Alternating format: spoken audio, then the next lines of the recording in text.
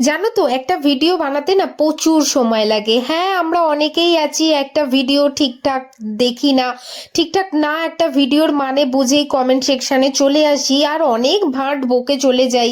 মানে কিছু অল্প কথার মধ্যে অনেক ভাঁট বকে চলে যাই।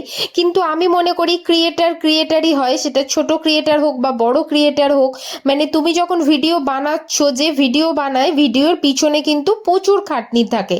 তো যারা ভিডিও বানায় তারাই জানে। আর সব থেকে বড় কথা হচ্ছে যে আজকে আমার কিছু কথা সত্যি বলতে ইচ্ছা করছে। সেটা হচ্ছে যে আমি ভিডিও না বানালে না বুঝতাম না যে মানুষের প্রচুর প্রবলেম। সেটা মানে বেসিক্যালি মেয়েদেরই আমি দেখছি, কিছু কিছু মেয়েদের প্রচুর, মানে মেয়েদেরকে নিয়েই হিংসা বেশি।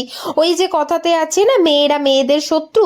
তবে এখানে আমাকে অনেকেই, অনেক ছেলেরাও প্রচুর নেগেটিভ কমেন্ট করছে, সেই সব নিয়ে আমি ও সমস্ত ধরে চলি না। কারণ ভিডিও যখন মানে ভিডিও যখন বানাতে নেমেছি তো তখন কিছু কিছু এই সমস্ত কথাবার্তা নিতেই হবে, কিছু করার নেই, এটা পুরোপুরি সোশ্যাল মিডিয়া। যাই হোক, অনেকেই ভালোবাসা দিচ্ছ আর এইভাবে ভালোবাসা দিয়ে পাশে